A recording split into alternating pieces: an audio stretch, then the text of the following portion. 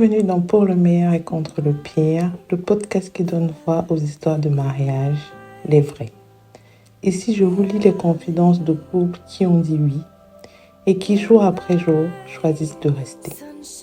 Des récits de tendresse, de lutte, de doute et de foi en l'amour.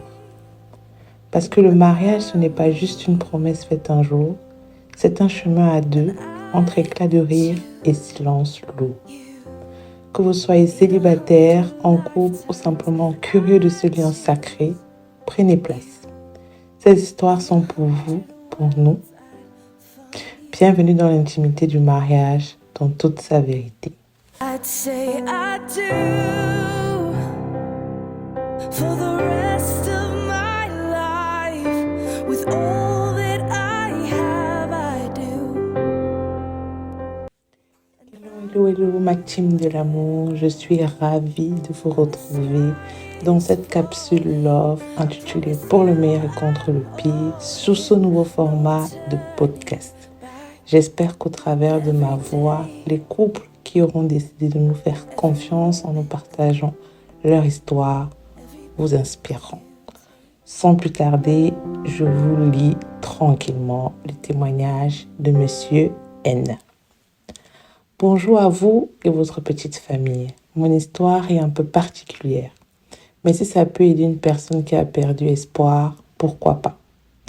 J'ai rencontré mon épouse il y a presque 11 ans à Douala dans un snack bar. À cette époque, j'étais un jeune ingénieur de 28 ans qui venait de décrocher son premier poste pour le chantier du pont sur le Vouri. Célibataire, le lait. Comprenez bien le jeu de mots, voulait me finir en semaine. Par conséquent, chaque week-end, j'allais me détendre en boîte avec une travailleuse de sexe et j'étais OK pour entamer la nouvelle semaine. Un vendredi 7 novembre 2014, une jeune fille s'approche vers moi et me demande si je peux la suivre.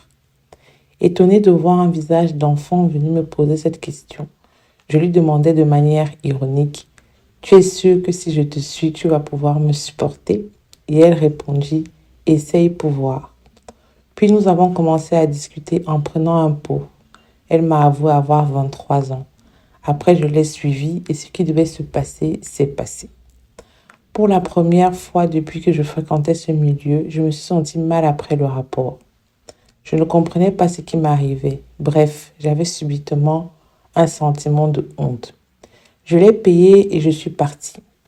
Les week-ends qui suivaient, je n'arrivais plus à aller dans ce milieu. J'ai fait pratiquement 3 mois sans sortir le week-end et puis un samedi de fin février 2015, je suis ressortie à nouveau et j'ai rencontré la même petite fille et cette fois-ci, j'ai décidé de partir avec elle. Plus pour faire ce qu'on devait faire, mais plutôt pour discuter avec elle. Et là, j'ai été choquée par son histoire. Au décès de sa mère, elle avait 13 ans à l'époque et ses 2 petits frères avaient été confiés à leur tante, seule sœur à la défunte mère qui vivait en ville et avait beaucoup d'argent. Proxénète qu'il avait livré à ses clients.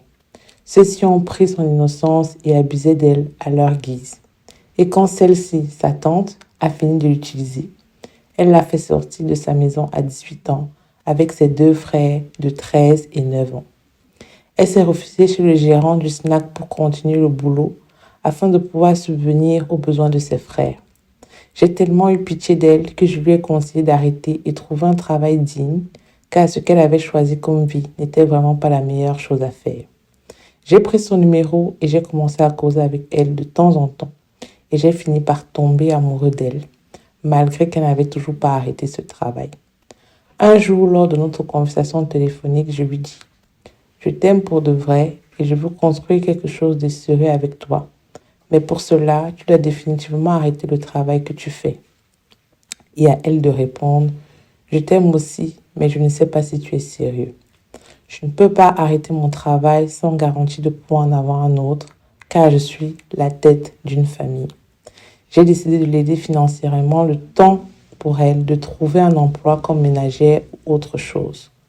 Après plusieurs mois de recherche sans succès, je lui ai remis une somme de 100 000 pour se lancer à son propre compte. C'est à ce moment que j'ai vu une toute autre facette d'elle. Elle était une grande vendeuse de chaussures sous le soleil comme sur la pluie, qui a réussi à se faire du bénéfice de 70 000 avec l'argent que je lui ai donné et avec ça a doublé son capital.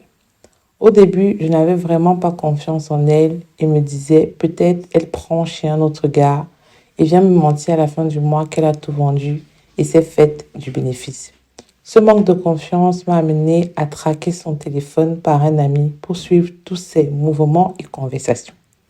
J'ai fouillé et suivi pendant 6 mois, tous ses mouvements sans lui informer de rien.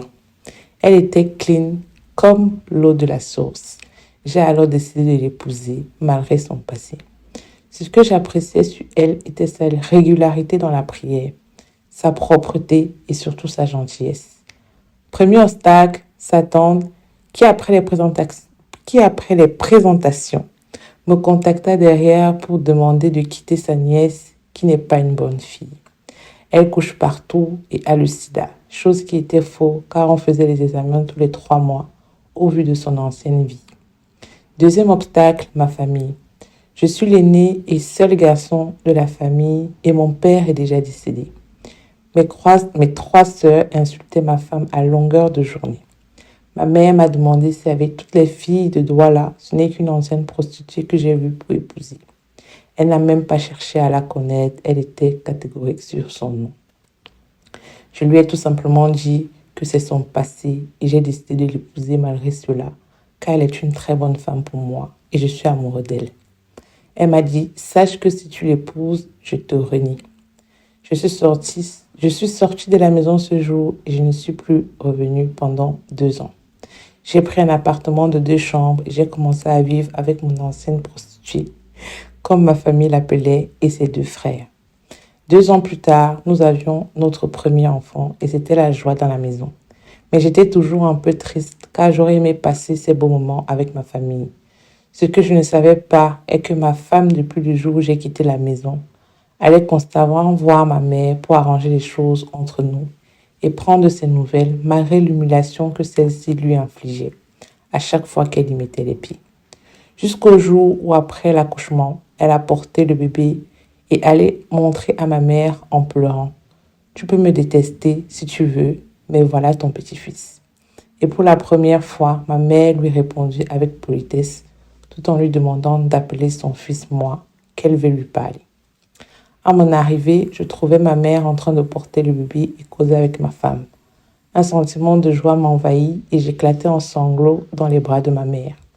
Nous avons discuté ce jour et en rentrant, ma mère m'a dit « N'oublie pas de ramener ma femme et mon petit-fils le week-end prochain. » Ma mère commença à apprendre à connaître l'ancienne vendeuse de piments et lui trouvait des qualités qu'elle recherchait sur sa belle-fille. En novembre 2017, elle devenait mon épouse et nous avons eu notre deuxième bébé en octobre 2018. Son premier frère quittait la maison en 2019 avec le baccalauréat et son second eut son BPC. Son petit commerce avait grandi au point de devenir une boutique de vente de chaussures, vêtements et sacs. À la fin de construction du pont, je n'ai pas trouvé directement notre boulot et nous avons commencé à travailler ensemble dans la boutique et c'est comme ça que nous avons acheté une deuxième boutique ensemble. L'année passée, j'ai eu un nouveau boulot qui m'a fait ne plus pouvoir travailler avec elle et elle gère avec ma mère depuis tout ce temps. Ce sont de véritables complices en ce moment qui complotent même souvent contre moi. Nous avons traversé tellement d'épreuves que rien ne peut nous ébranler en ce moment. Ma femme est devenue une femme de prière et n'hésite pas à raconter son témoignage pour encourager les gens à croire au vrai amour. Car si elle a pu, par la grâce de Dieu, sortir de cette vie et vivre un mariage épanoui aujourd'hui, c'est que tout le monde qui remet son sort à l'Éternel peut. Je voudrais dire pour finir qu'il n'y a pas de mauvais partenaire. Il y a juste 2 personnes incompatibles, car lorsqu'on a trouvé sa vraie moitié, c'est nous 2 contre le reste du monde. Quel beau témoignage. Je ne sais pas pour vous, mais ce témoignage m'a particulièrement touchée.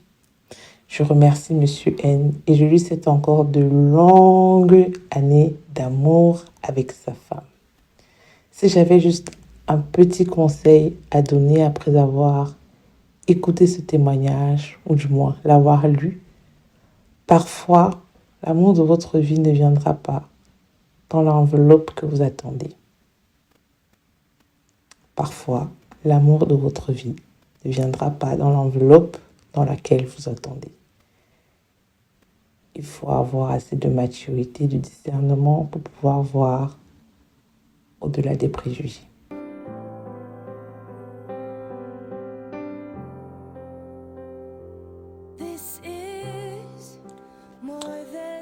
Je vais terminer en vous disant merci d'avoir écouté cet épisode de Pour le meilleur et contre le pire.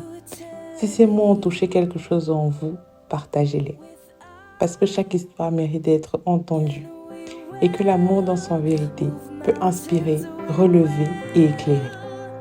On se retrouve très bientôt pour un nouveau témoignage. En attendant, prenez soin de vous et de l'amour surtout.